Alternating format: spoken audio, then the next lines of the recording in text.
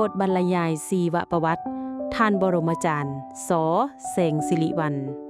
สบายดีท่านผู้ฟังที่ฮักแพงทุกท่านมื้อนี้พวกเขาจะมาเล่าขานชีวิตและผลงานอันล้ำค่าของนักประพันธ์ศิลปินผู้ยิ่งใหญ่ท่านบรมอาจารย์ ส.แสงสิริวัลย์ท่านแม่นบุคลากรที่ได้ฝากหอยประทับไว้อย่างลึกซึ้งในวงการดนตรีลาวโดยเฉพาะผลงานเพลงของเพิ่นได้กลายเป็นเพลงคลาสสิกที่คนลาวทุกยุคทุกสมัยยังคุ้นเคยและฮ้องกันมาจนถึงปัจจุบันจากบทเพลงอันเป็นอมตะเซนสาวงามสมัยนี้ผู้เบอร์เมียไพ่เกี้ยวสาวงืมต่อมาเอิ้นว่าเกี้ยวสาวแคมงืมสวรรค์แดนหักกุหลาบแทนกายและอีกหลายเพลงที่บ่สามารถเอิ้นชื่อได้หมดต้นกำเนิดและเส้นทางสู่ศิลปินท่านอาจารย์บรมอาจารย์ ส.แสงสิริวัลย์มีชื่อเดิมว่าท้าวจันสมแสงสิริวัลย์เพิ่นได้เริ่มต้นเขียนเพลงตั้งแต่ปี 1955 ถึงปี 1956 ส่วนนามปากกา ส.แสงสิริวัลย์นั้น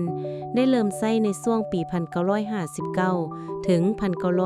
1960 ด้วยความมุ่งมั่นในการศึกษา ปี 1959 ถึง ปี 1960 เพิ่นได้ย้ายไปเรียนต่อที่สถาบันสร้างครูดงโดกหลังจากสำเร็จการศึกษาจากดงโดกในปี 1961 เพิ่นก็ได้เริ่มต้นชีวิตการเฮ็ดเวียกเป็นครูสอนด้วยความตั้งใจการเดินทางในหน้าที่การงานและชีวิตที่ผันผวนชีวิตของท่านอาจารย์ ส.แสงสิริวัลย์แม่นเต็มไปด้วยการเปลี่ยนแปลงและบทเรียนอันหลากหลายในปี 1961 เพิ่นได้เปลี่ยนจากอาชีพครูมาเป็นทหารอยู่กรมประสานจนถึงปี 1961 จากนั้นปี 1965 เพิ่นได้เปลี่ยนมาเป็นตำรวจและได้มีโอกาสไปฝึกอบรมอยู่ต่างประเทศเริ่มจากประเทศมาเลเซีย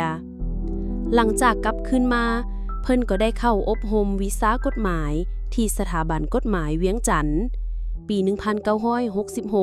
ได้ไปอบรมวิชาตำรวจที่ประเทศฝรั่งเศส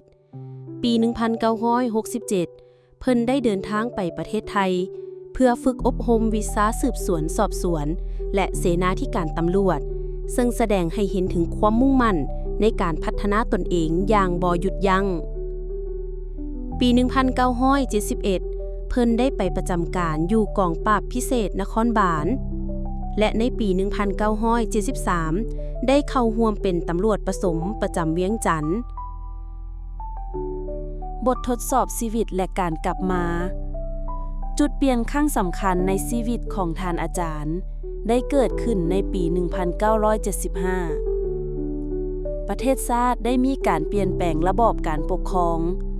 เพิ่นถูกไปสัมมนาที่เมืองเวียงไซแขวงหัวพันเพิ่นได้ใช้ชีวิตอยู่ที่นั่นถึง 13 ปีจนกระทั่งปี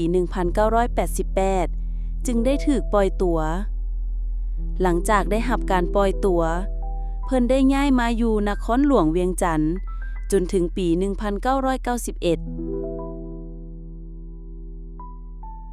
บั้นปลายชีวิตที่ต่างประเทศและการจากไปในปี 1991 ท่านอาจารย์ ส.แสงสิริวัลย์ได้ตัดสินใจเดินทางไปหาลูกชายอยู่สหรัฐอเมริกาและได้ตัดสินใจอยู่ที่นั่นเลยปี 1995 เพิ่นได้พบหักและแต่งงานใหม่กับท่านนางพนิดาแสงสิริวัลย์โดยทั้งสองได้อยู่ร่วมกันจนถึงวันสุดท้ายของเพิ่นถึงแม้นว่าชีวิตจะผ่านความยุ่งยากและการเปลี่ยนแปลงมาอย่างหลวงหลายแต่ท่านอาจารย์ก็ยังคงรักษาความมุ่งมั่นในการสร้างสรรค์และประกอบส่วนให้สังคมจนถึงลมหายใจสุดท้ายท่านอาจารย์บรมาจารย์ ส.แสงสิริวัลย์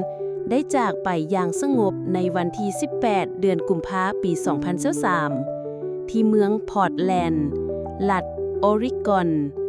ประเทศสหรัฐอเมริกามรดกอันยิ่งใหญ่ถึงว่าเพิ่นจะจากไปแล้วแต่ผลงานเพลงของเพิ่นยังคงอยู่คู่คนลาว